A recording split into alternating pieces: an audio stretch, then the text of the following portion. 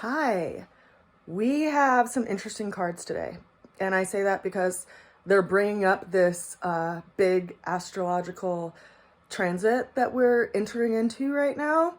And I always think it's really cool when the cards bring that up because, you know, as a kid, when I was learning the tarot or like trying to work with the tarot, it was all about just like the definitions in a book, right? Like, oh, I got this card, what does it mean? Oh, I got this card, what does it mean?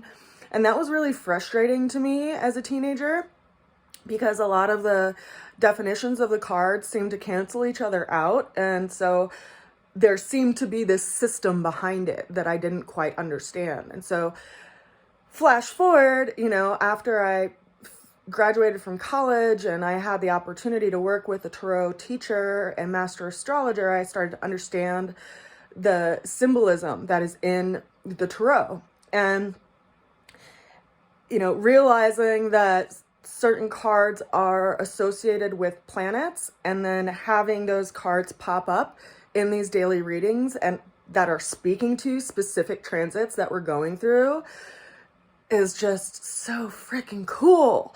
I think anyway. And so, yeah, I'm excited about today's tarot. I do want to share with you guys, I'm very excited because I'm about to send off my order for my first prototype of my card so I can confirm that I like how it's printed before I print 50 decks. And then those decks I will have available for sale and offer as part of my tarot workshops and things like that. So I've been working on uploading all of those and resizing them and also working on the design for the back of my cards, which is going to be a little Rosicrucian rose. And if you're not familiar with this symbol, it actually is the 22 major arcana. So it has the 3 mother cards in the center, right? It has the Fool, it has the Hanged Man, and then it has the Judgment card as the 3 mother cards in the center. And then the next ring is the 7 petals, which are speaking to the interplanetary bodies, the sun, the moon, Mars, Venus, Mercury. And I'm like, and then what's the other one?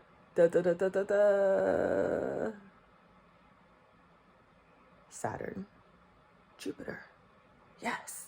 Have to look into my brain sometimes. I've had people that I work with laugh at me because when I'm like on phone calls, I'll like walk in all these weird patterns and it's like I'm going into different areas of my brain. So yeah, that's what happens when I'm like looking off into the distance. I'm actually like looking into parts of my brain. And then the 12 outer petals are actually the 12 zodiac signs. So all of the major arcana are in this symbol. So I'm really excited to use it as the back of my cards. Today's tarot, let's get into that. The opening card that we have for today is the Seven of Pentacles. The challenge that we're facing today is the Cosmos card, also known as the World, associated with Saturn. The way we're going to get through the challenge today is the Empress, associated with Venus. Then we have our ultimate outcome for the day, which is the 9 of Wands. And I pulled an additional card for clarification, and we got the 10 of Cups. So, opening card of the day. We are looking over things that we've done, and we're learning to have a little bit of patience with ourselves. You know, like it's interesting because the sun just moved into Aries. And so we have this like fieriness, this excitement for spring and new things that are going to be happening this year. And yet we can't totally like go full force into it yet. So it's reminding us to have patience with the situation. Even though we want to like have everything done yesterday, we have to take our time and put forth effort to make this project happen and have patience with ourselves. And remember that, you know, this is a learning through doing kind of card. So what have we learned through our experiences and what are we gathering from them as we move forward? The challenge that we have for today is the Cosmos card, also known as the World. And this is a card, as I said, it's associated with Saturn. So it's this sense of like, what does it mean? Like, what is completion? What does it look like to reach the end of the race?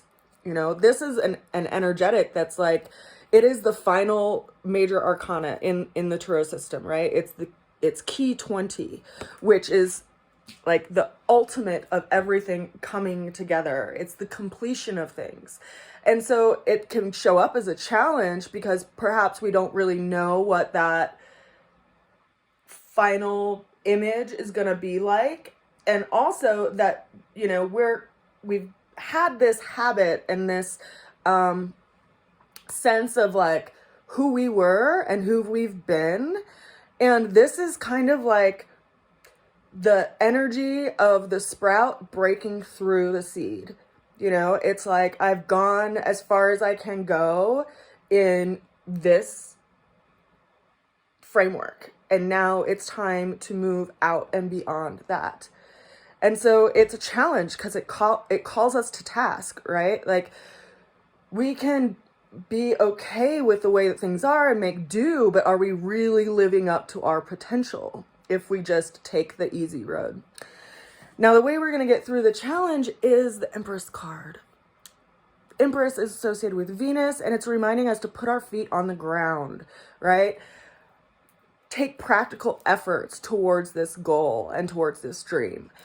Today, right now, as I'm speaking to you, Venus is at, let's see, it's Thursday. She's at 17 degrees Aquarius. Saturn, what do you know, is at 21 degrees Aquarius. So they're only 4 degrees away. And Mars is following up behind too. So it's interesting that these two cards popped up together because Venus is literally like, if you look out in the sky, Saturn is here and Venus is starting to move into conjunction with that. And so it's as if something that we've been wanting to bring into fruition or manifestation in the world is being met with this energetic of responsibility and actualization, because Saturn is the planet that governs our life path, right? It reminds us to have responsibility and accountability and to show up. And Venus is bringing her energy to that. So it's as if like some fruit of our labor will be actualized because of the meeting of these two planets. And we could also, if we haven't been, you know, putting our feet on the ground and putting our efforts into the world, it can show us what we still have yet to do before we can actualize that thing. So it's interesting that they showed up today, I think.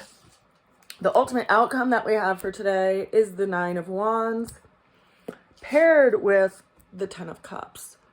So the 9 of Wands is this energy of learning from our past mistakes and learning from things that didn't work out, things that, you know, maybe we put our effort into something and it turned over and around, or this thing backfired, or this thing actually did work, you know. And this is someone who's been through quite a bit, and they're looking over their shoulder because they're seeing where they spent all their will and where it perhaps kind of beat them up for it, like overextending our will, overextending our effort. And so in some ways, this person is drawing inward and is learning from things. It's also in this space of like completion around some things that we've put our energy to that just aren't bearing fruit, right? Now, but consider that the 10 of Cups is also there as well. And so having these two energies paired together is reminding us that, you know, like, have you ever had a situation that you've gone through and it seemed really hard and really like it just took all of your energy and effort to get through it and to complete it? And you took some hits in the process, but then when you got through it, there was this sense of accomplishment because of everything that you overcame to be able to get there.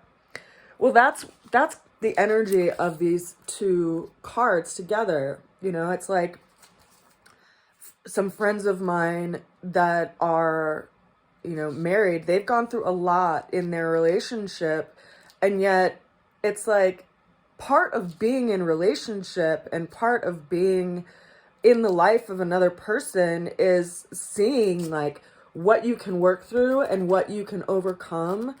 And the ability to overcome things is actually what I think gets us to this space of like the 10 of Cups, rather than living always in this space of the 9 of Wands. Because consider, you know, it's like we have our energy, we have our effort, we have our will.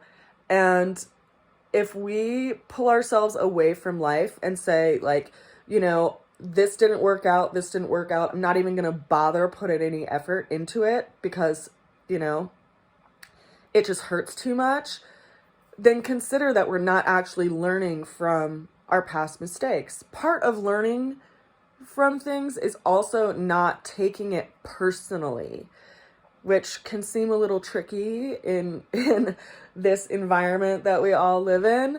And yet it's a reminder of like where we put our energy and where we put our attention, where we put our effort. And, you know, it is quite likely that if something didn't work out, then it is for the best. And it's because something else that is going to work out, that is better for us, is just a little bit further down the road. And so we have to be willing to continuously put effort to it because, you know, as I said yesterday, it's not like we get to this pinnacle of happily ever after and it's just something we can like get a, you know, medal or a, you know, a statue for, to say, you accomplished this, you got there, good for you. It's something that's this working, malleable thing that we're in each and every day. And so, you know, happily ever after is realizing that we're going to go through things. And how do we come on top of it? You know, how do we work with it? How do we learn from it so that we can ultimately show up and not just be, you know, hiding somewhere because we're afraid our own will is going to beat us over the head. It's so interesting, you know, and it's really cool, I think, that we got the combination of these two cards today of Venus and Saturn, because Venus is this energy, the Empress is this energy of like preparing something inwardly so that will allow for us to pass through a new doorway. You know, much like the Empress is associated with motherhood and, you know, bringing a child into the world. This is something that we're all doing.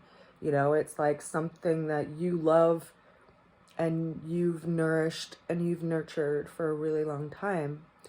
And it's time to bring it into the world.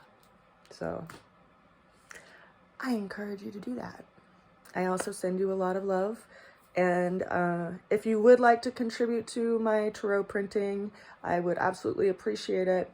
All of the tarot decks that I'm printing are going to go toward funding my daily videos. Of course, you know, people are welcome to send me donations for these daily videos as well.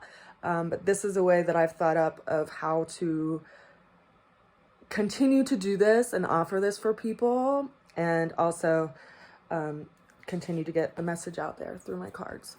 So I send you a lot of love and a good wish today, and I will see you again soon. Bye for now.